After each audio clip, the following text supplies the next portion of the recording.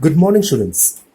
Today we will discuss the factors on which time period of a conical pendulum depends. In the last lecture, we derived the derivation for time period for a conical pendulum performing uniform circular motion. The last lecture, we derived this particular formula, T equals to 2 pi under root of L cos theta upon G. This T stands for time period taken by the conical pendulum to complete one revolution. L represents length of the conical pendulum. As you know, what is G stands for? Acceleration due to gravity. And here theta represents when conical pendulum performs uniform circular motion, then angle made by that particular length with the vertical. Students, from this particular expression, we observe that if I keep G as a constant, theta as a constant, then we observe that T is only depending on what? Square root of length. So what is the first factor on which time period depends? That depends on the length of the pendulum. And how the relation will be? The relation will be like this. Time period for a conical pendulum is directly proportional to the square root of length of the pendulum by keeping acceleration due to gravity is constant and theta is what? Constant. Students, second factor is what? If I keep length of the conical pendulum is constant, theta is constant, then we observe that T is totally dependent on what? Acceleration due to gravity.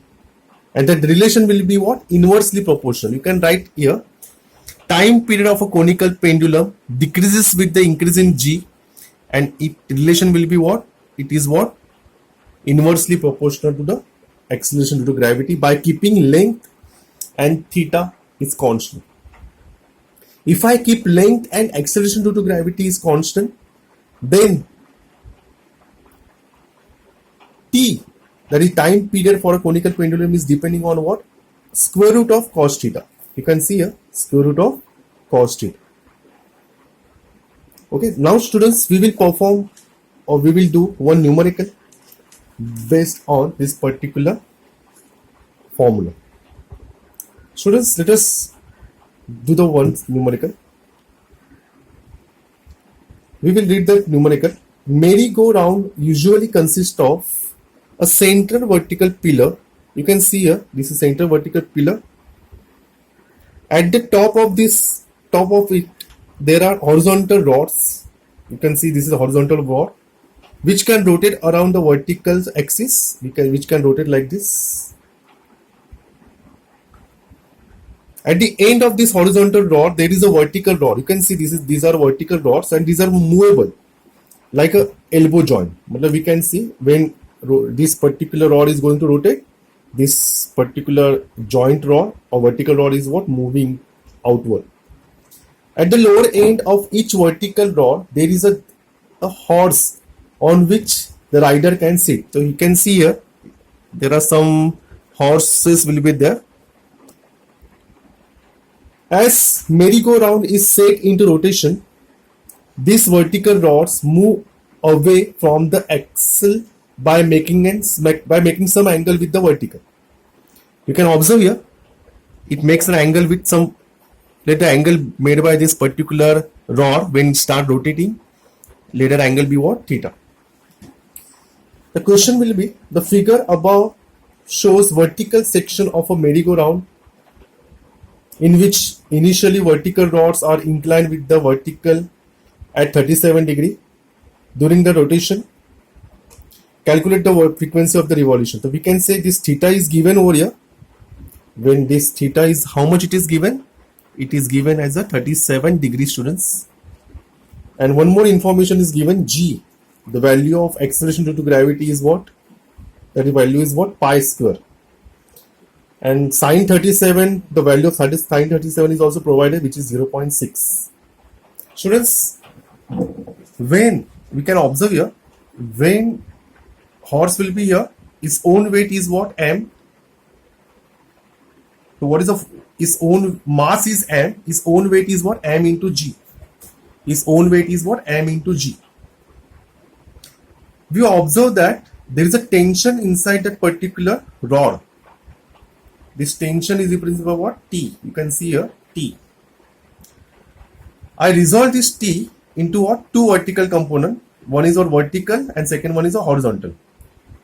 So we observe the vertical component here is what? T cos theta, which is balanced by its own weight, and horizontal component is what? T sin theta, which provide what? Necessary centripetal force.